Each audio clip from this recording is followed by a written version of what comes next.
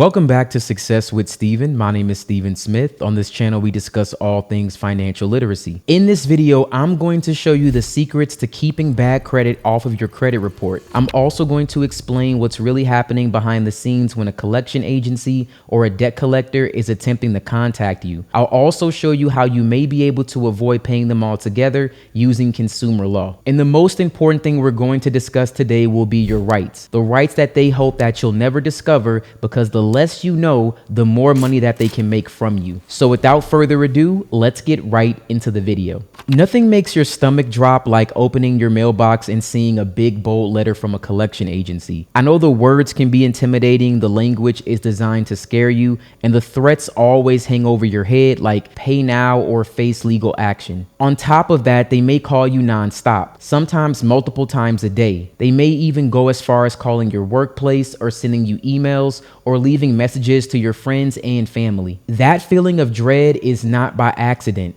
That is their primary tool, because the truth is the only real weapon they have is fear. If they can get you to panic, then they can usually get you to pay, even if they don't actually have the legal authority or documentation to enforce that debt in court. But once you understand how the game really works, you'll see why their threats don't carry as much weight as they want you to believe. Let's use a simple example. Imagine you had a credit card with a $5,000 balance. Life just happens. Maybe you lose your job, or maybe you're hit with an unexpected medical bill. Maybe you simply just can't keep up and you fall behind. You miss the payments, and after missing enough payments, the account will go into default. The bank or the creditor will send you statements, they'll tack on late fees, and maybe even increase the balance up to $6,500 after months of penalties and interest. But after roughly 180 days of non-payment, banks are required by federal law to charge off the account, meaning they write it off as a loss in their books, but that doesn't erase your obligation. The debt is still legally collectible. They write it off as a loss and receive a corresponding tax credit, and sometimes they'll send you a tax form called a 1099-C. And I want to be clear on this part. The bank does not always send a 1099-C for a charge off, but it is required to do so if certain conditions are met. And yes, a bank can sell a debt to a collection agency without issuing you a Form 1099-C. The bank is not required to issue this form when selling a debt because the debt itself has not been canceled, forgiven, or discharged. Instead, it has simply been transferred to a different owner. However, a bank must send a 1099-C for an identifiable event of $600 or more. Now, this event signifies that the bank is no longer pursuing the debt, and that includes situations like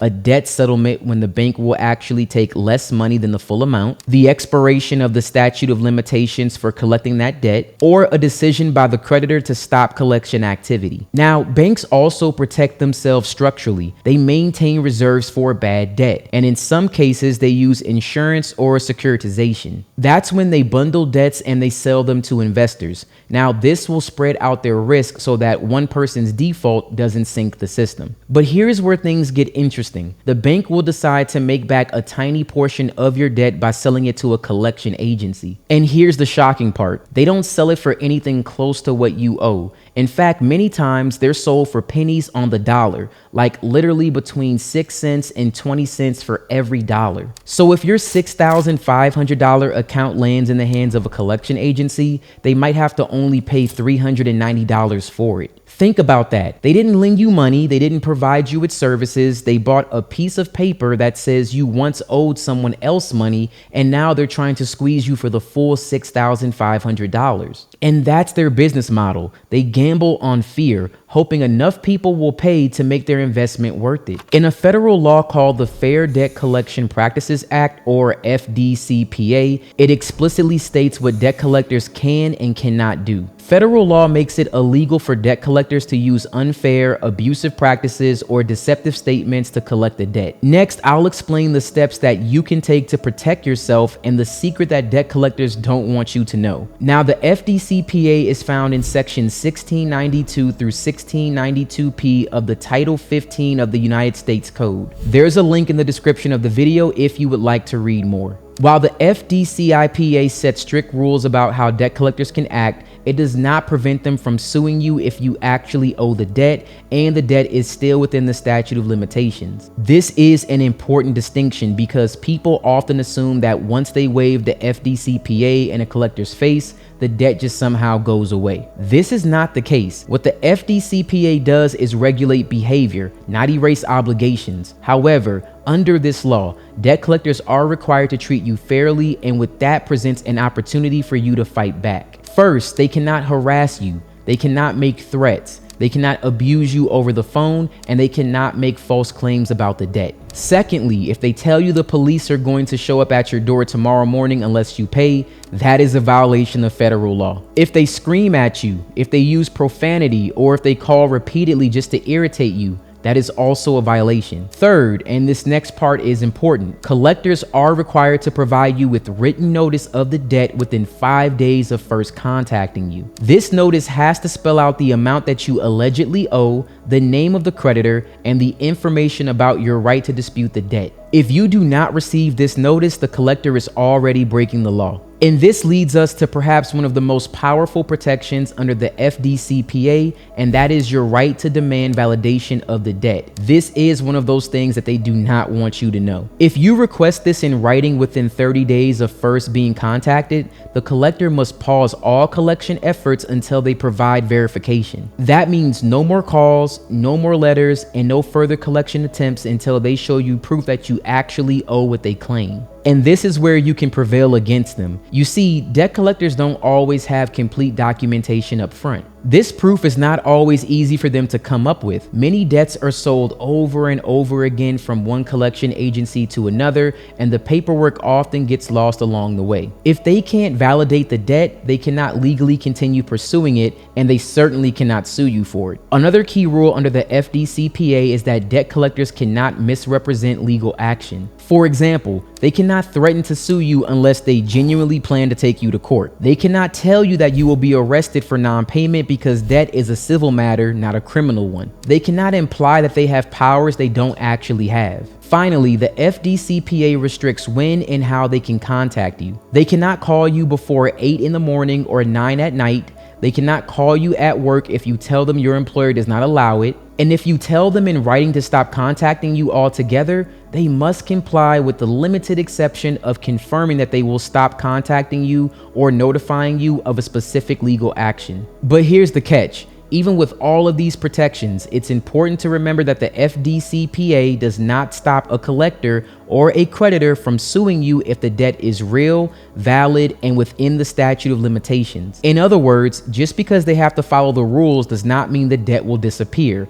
And that is why it's so important for you to know your options when it comes to reducing or preventing the risk of a lawsuit, which brings us to the next part of this, your statute of limitations. The statute of limitations on debt is a state law that sets a deadline for how long a lender or collection agency has to sue you for non-payment. So think of this as a timer that starts when the debt goes into default. Once the timer runs out, the debt becomes time barred, which means the collector is no longer allowed to file a valid lawsuit to force you to pay. Now, this does not erase the debt. It does not make the balance disappear. It simply limits one specific remedy, taking you to court to get a judgment. Collectors can still ask you to pay. They can still contact you within the bounds of the law. But if the statute has expired, they are not supposed to threaten lawsuits or actually file one. And if they do, you have a powerful defense that you can raise, provided you respond properly and on time. There are 4 different types of debt, and each one will have a different timeline. Open-ended debt, like credit cards and lines of credit, they usually have shorter limits. Written contracts and promissory notes often carry longer ones. Oral contracts are harder to prove and often expire quicker. Every state will handle these slightly differently. The clock for these debts typically begin when you breach the agreement, which usually means the date of default. For credit cards, that is often the date where you first missed a payment and you never caught up on it. Now, some states count from the last payment date. Others will look to when the account first went seriously delinquent and was not cured. Because that detail matters, it's smart to check your state's rules and review your statements and identify when that default actually occurred. So for example, I live in the state of Nevada. Open-ended accounts such as credit cards expire in 4 years. So let's say that I had a late payment of a credit card in January of 2021. This card defaulted and was charged off 180 days later. And let's say that eventually it was sold to a collection agency. Now, under my state statute of limitation for debt collection,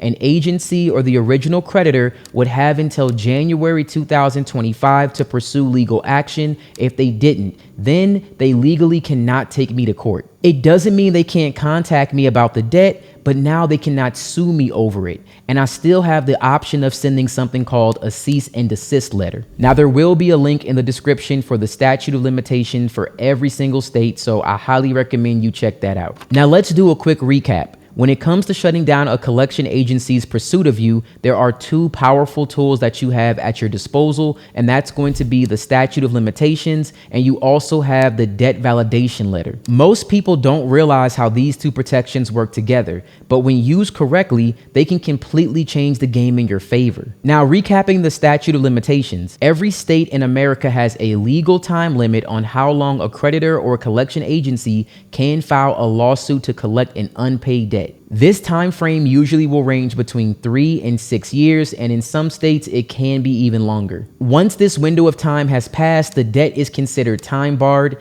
This does not mean that the debt will magically disappear, but it does mean that a collector cannot legally take you to court and win. The debt becomes unenforceable in a legal sense. Now, this is crucial because many people are intimidated into paying old debts that are no longer legally collectible. If you know your state's statute of limitations and you can prove that the clock has already run out, you have an extremely strong defense. However, you still have to be careful. Even if the debt is time barred, collectors may still try to contact you. And if you make a payment or even acknowledge the debt in writing, you could reset the clock. That would give them fresh time to sue you, and this is why understanding the statute of limitations in your state is so important. It gives you the confidence to push back when a collector is trying to get money that they can no longer legally enforce. Now let's talk about the debt validation letter. Under the Fair Debt Collection Practices Act, you have the right to request proof that you actually owe the debt a collector is trying to make you pay. If you send the debt validation letter within 30 days of their first contact, the collector must stop all collection activity until they provide proper documentation. This means no more phone calls, no more letters, and no more threats until they can prove the debt is legitimate. And because so many debts change hands multiple times and they're sold from one collection agency to another,